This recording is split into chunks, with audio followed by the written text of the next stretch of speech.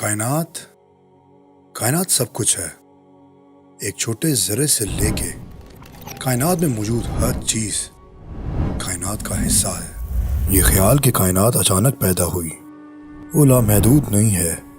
20वीं सदी के वस्त तक ज्यादातर साइंसदान कायनात को लामहदूद और बेउम्र समझते थे, जब तक आइंस्टाइन की थ्योरी ऑफ रिलेटिविटी ने हमें ग्रेविटी की बेहतरीन तफहीम फराहम की और एडविन हबल ने दरियाफ्त किया कि गैलेक्सीज किस तरह एक दूसरे से दूर जा रही हैं। और 1969 में इत्तफाकी तौर पर माइक्रोवेव बैकग्राउंड रेडिएशंस डिस्कवर हुई।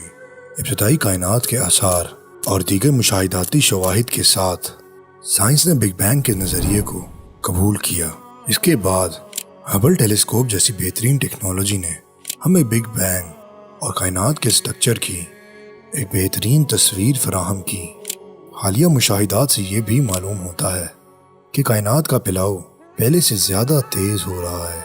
लेकिन ये बिग बैंग काम कैसे करता है और कुछ ना होने से कैसे सब कुछ हो गया? आएं और दरियाफ्त करें कि हम क्या कुछ जानते हैं।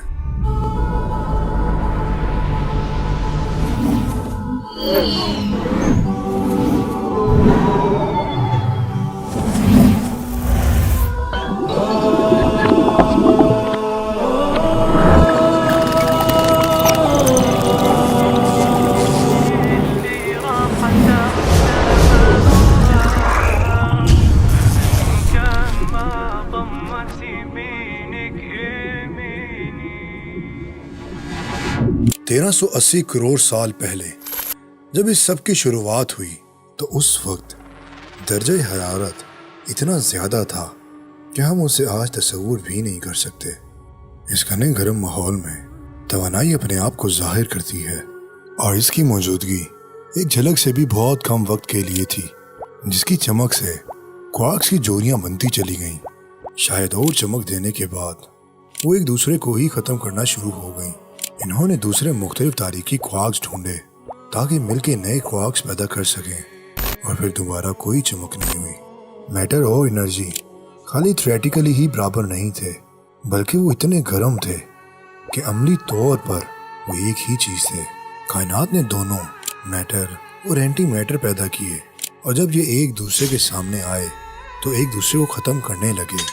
ये एक मौत की जंग थी जो मैटर और एंटी मैटर के दरमियान थी।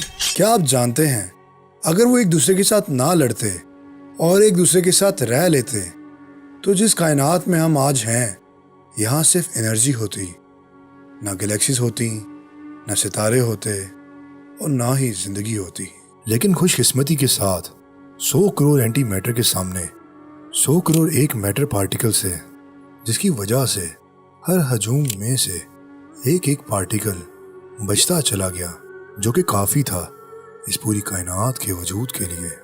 और वो एक एक पार्टिकल ही था जिसकी वजह से आज ये सितारे, सैयारे, यहाँ तक कि कायनात में मौजूद छोटी से छोटी चीज़ वजूद में आई। अब तक कायनात एक ज़र्रे से भी छोटे साइज से शुरू हुई और अब ये हमारे सोलर सिस्टम से 8 गुना ज़्यादा फैल चुकी है, जिसकी वजह से दर्जा हरारत पहले से कम हो गया है, जो कि 18,000 अरब फ़ारेनहाइट था। हालांकि टेम्परेचर बहुत ज़्यादा है, लेकिन उस वक्त के लिहाज से ये बहुत कम था। अब क्वार्क्स की साइकिल वजूद में आई और वापस तवानाई में तब्दील हो गई और फिर अचानक से रुक गई। क्वार्क्स नए पार्टिकल्स पैदा करना शुरू हो गए, हाइड्रॉन जैसे कि प्रोटॉन और न्यूट्रॉन्स। क्वार्क्स के बहुत सारे मजमूए हैं जो कि हर तरह के हाइड्रॉन्स गिरा सकते हैं, लेकिन चंद ही मुस्तहकम रहे कुछ वक्त के लिए। आप सब अपने दिलों को थाम लें, क्योंकि अब तक जो कुछ भी आपने सुना ये सब कुछ 1 सेकंड में हुआ था। कायनात जो कि अब 100 करोड़ किलोमीटर तक फैल चुकी है, अब वो इतनी ठंडी हो चुकी है कि अब वो इजाज़त दे कि प्रोटॉन और न्यूट्रॉन जोड़ के पहला एटॉमिक न्यूक्लियाई बनाए, हाइड्रोजन और हीलियम। ये भी पूरी तरह से एटम नहीं थे, क्योंकि अभी इलेक्ट्रॉन्स मौजूद ही नहीं थे। इस गर्म पैदाइशी कायनात में बहुत सारे इलेक्ट्रॉन्स थे, लेकिन गर्मी और तवानाई इतनी थी कि इलेक्ट्रॉन्स बहुत तेज़ी से हलचल में थे, जिसकी वजह से वो बॉन्ड नहीं बना सक रहे थे اور اگلے 3 لاکھ سال تک یہ سلسلہ ایسے ہی چلتا رہا۔ 3,80,000 سال بعد اب ہماری کائنات ہماری گلیکسی جتنی پھیل چکی تھی اور اس کا درجہ حرارت کروڑوں فahrenheit سے ہزاروں میں ہو چکا تھا، اور درجہ حرارت گرنے کی وجہ سے الیکٹرونز آہستہ ہونا شروع ہو گئے ہیں، ان کی ہلچل کم ہونے لگ گئی ہے، اور اب کائنات اپنا پہلا الیکٹران بنانے کے لیے تیار ہے۔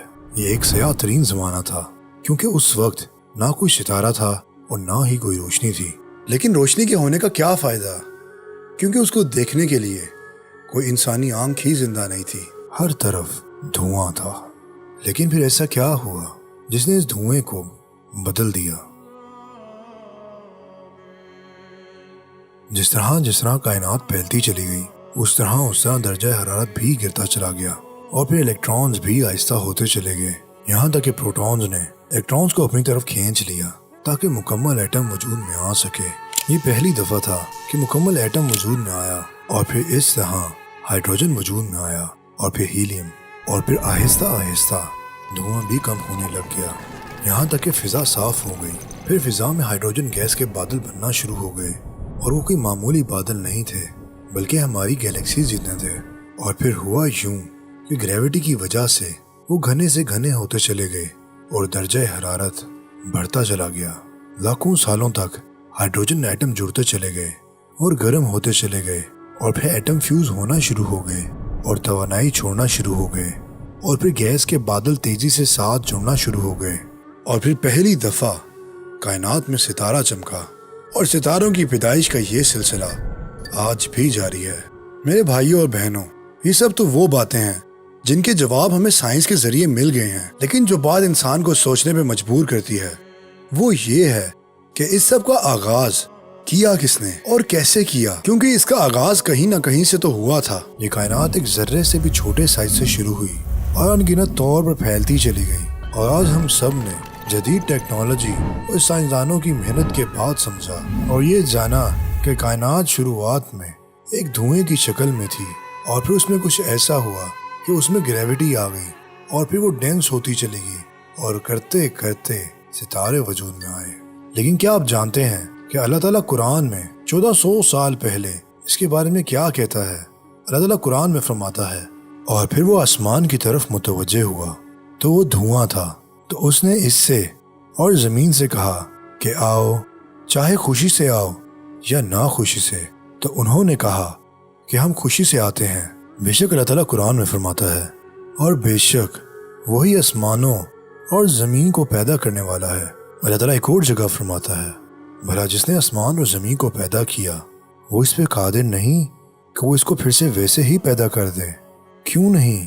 اور وہ تو بڑا پیدا کرنے والا ہے اور علم والا ہے۔ اس کی شان یہ ہے کہ جب وہ کسی چیز کا ارادہ کرتا ہے تو اس سے فرما دیتا ہے کہ ہو جاؤ، اور وہ ہو جاتی ہے۔ اللہ اکبر! بے شک آج ٹیکنالوجی کے ذریعے اس جدید دور میں ہم اللہ تعالیٰ کی وہ سب نشانیاں دیکھ رہے ہیں، اسی لیے ہم کہتے ہیں غور کریں، کیونکہ غور کرنے والوں کے لیے نشانیاں ہیں۔